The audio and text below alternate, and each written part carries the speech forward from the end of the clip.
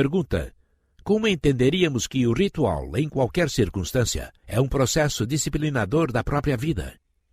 Ramatiz: o ritual em si é uma operação que disciplina a sucessão de fases, atos e operações destinadas a promover o desenvolvimento gradativo e lógico dos acontecimentos da natureza, em comunhão com a atividade do espírito encarnado. Não se trata de um acontecimento excêntrico e supersticioso, mas é um processo científico e técnico, presente em todos os acontecimentos do mundo profano, embora seja mais específico da esfera religiosa, iniciática, maçônica e esotérica.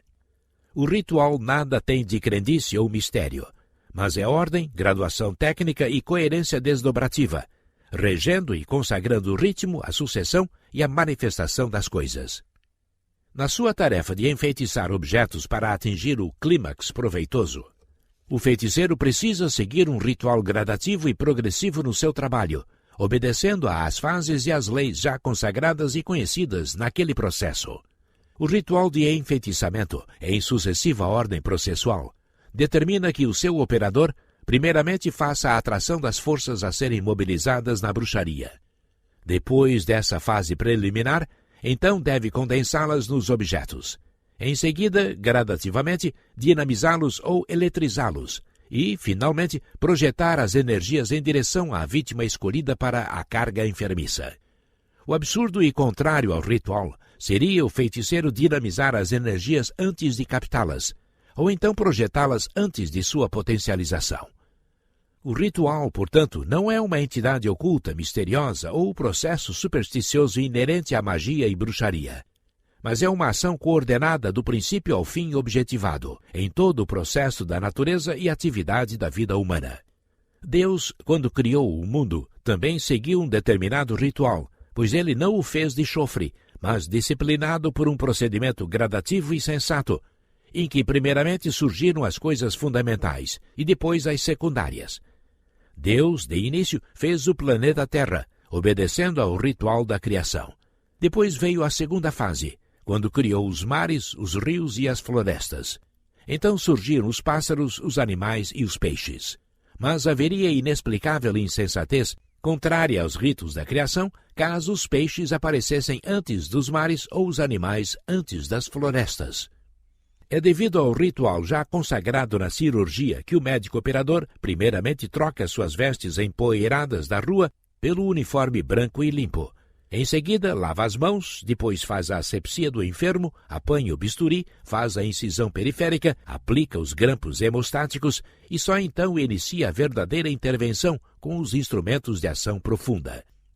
O êxito de sua intervenção não se prende unicamente à sua sabedoria, experiência ou decisão, mas também à obediência ao ritual rigoroso que lhe disciplina as atividades cirúrgicas e já consagradas pelo tempo e experiência. O médico violentaria o ritual cirúrgico caso, primeiramente, lavasse as mãos e só depois desvestisse o traje empoeirado. Ou então usasse a tesoura cirúrgica de incisão interna antes do bisturi do corte periférico. O ritual, portanto, é o modo de fazer as coisas certas, um desenvolvimento metódico que evita o erro e a confusão. É o ritual que não permite ao homem tirar as meias antes de descalçar os sapatos, porque ele também coloca as meias antes dos sapatos. Pergunta: como poderíamos crer de modo mais convincente no poder maléfico de objetos, aves e animais usados em bruxaria? Ramatiz: na multiplicidade de operações no campo do magnetismo terapêutico, os seus entendidos também usam uma série de coisas e objetos que favorecem a fixação ou condensação neles de energias imponderáveis. A água, quando fluidificada na terapia espiritista, transforma-se em elemento intermediário ou de ligação entre o magnetismo e o doente. Há quem magnetize ou fluidifique garrafas, flores, roupas, mata-borrões, alimentos ou frutos com finalidade terapêutica. Obviamente, o processo de enfeitiçamento também é perfeitamente realizável através de objetos, os quais são preparados para imantar e catalisar as energias daninhas. Há minerais, como o do rádio e o do chumbo, cujas partículas, em incessante irradiação, produzem danos na criatura humana, independente de ser enfeitiçado. Pergunta: poderíamos conhecer o mecanismo exato da ação desses objetos enfeitiçados no campo psíquico? Ramatiz: Os acontecimentos da vida estão intimamente ligados à ação da energia sobre a matéria. O conceito atual de matéria, aliás aceito pela vossa ciência acadêmica, é o de energia condensada ou força coagulada. Sendo assim, a matéria, embora partícula de força condensada, age vigorosamente em todos os campos vibratórios dos planos etéreo, astral e mental onde se originou. Desde que essa matéria ou energia acumulada seja acionada com mais veemência, ela aumenta a sua ação nos correspondentes planos vibratórios do seu natural habitat. Essa atividade amplia-se tanto quanto seja a capacidade de se ativar ou excitar a substância material, fazendo-a repercutir em direção ao seu campo dinâmico natural.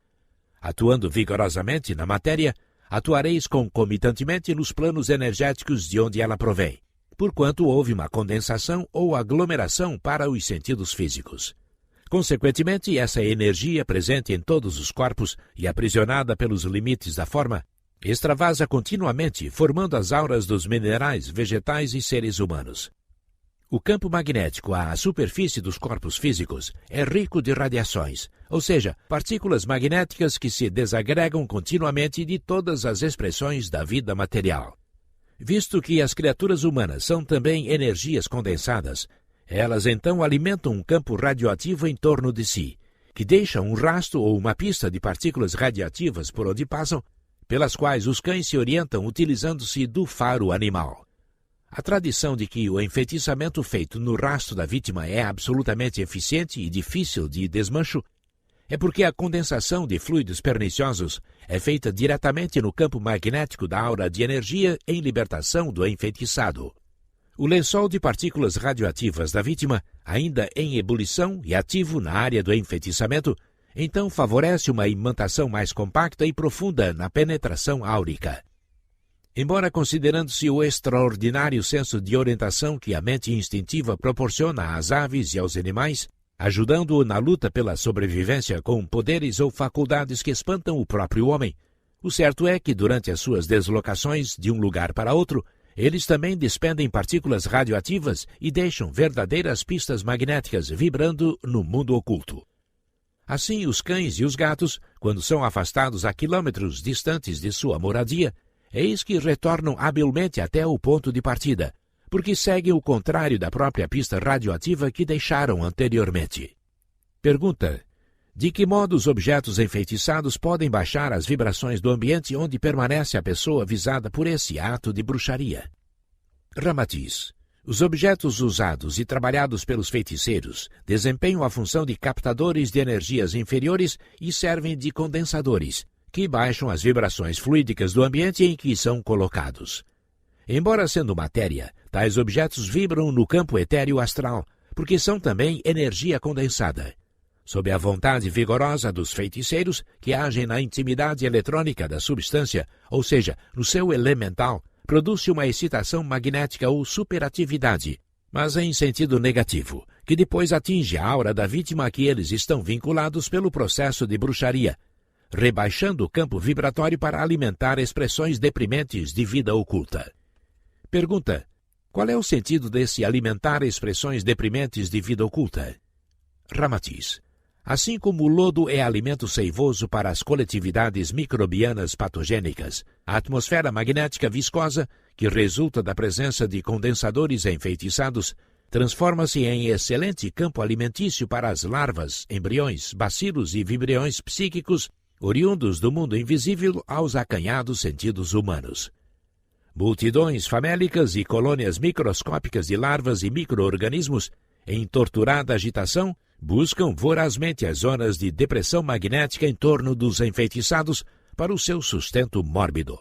Baixam paulatinamente do campo imponderável, condensando-se em formas gradativas intermediárias, até alcançarem o plano físico, onde a ciência humana depois os pressente na forma de vírus e ultravírus e demais probabilidades patogênicas, responsabilizando-os por inúmeras enfermidades, principalmente na patologia cancerosa.